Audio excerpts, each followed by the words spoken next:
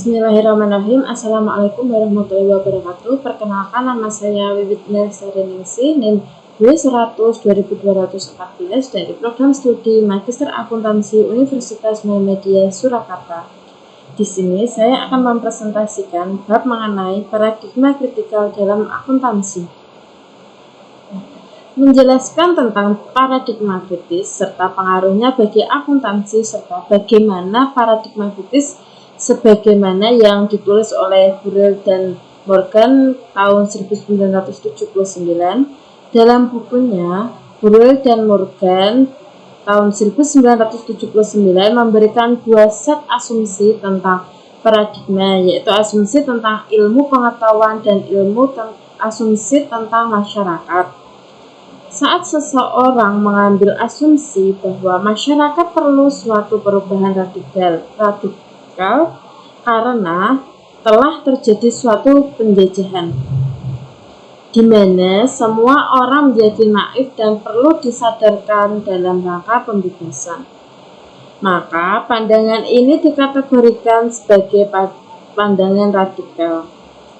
Burrell dan Morgan menjelaskan adanya dua paradigma kritis, yaitu radikal humanis dan radikal strukturalis yang digambarkan berada pada dua kuadran sisi atas.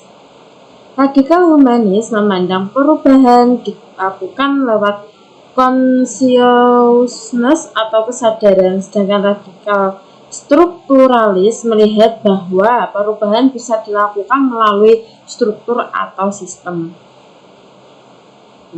Menurut Neumann, pendekatan kritikal ini lebih bertujuan untuk memperjuangkan ide peneliti agar membawa perubahan substansial pada masyarakat.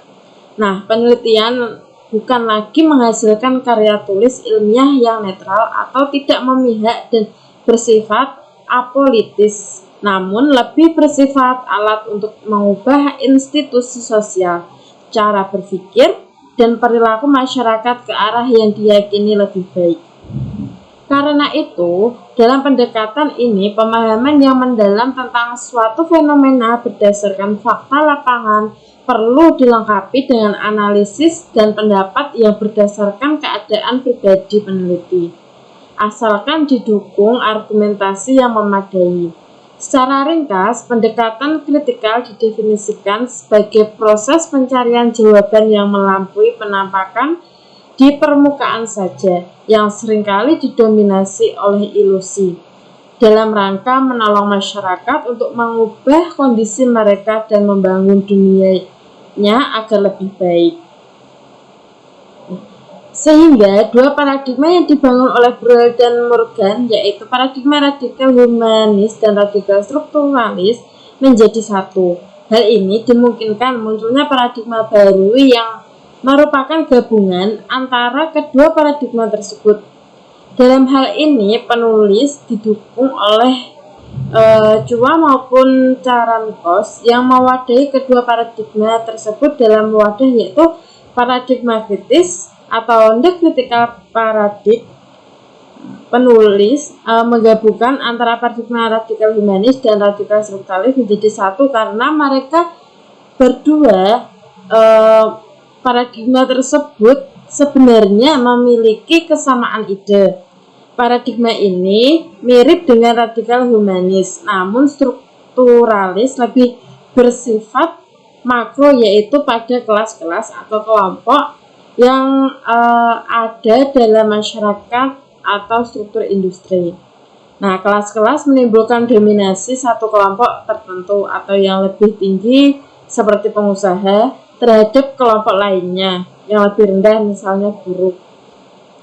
Paradigma kritis yang dikemukakan oleh Wang Fong Chua kemudian dilanjutkan atau dapat dikatakan didukungan dan sampai saat ini disebutkan sebagai akuntansi kritis.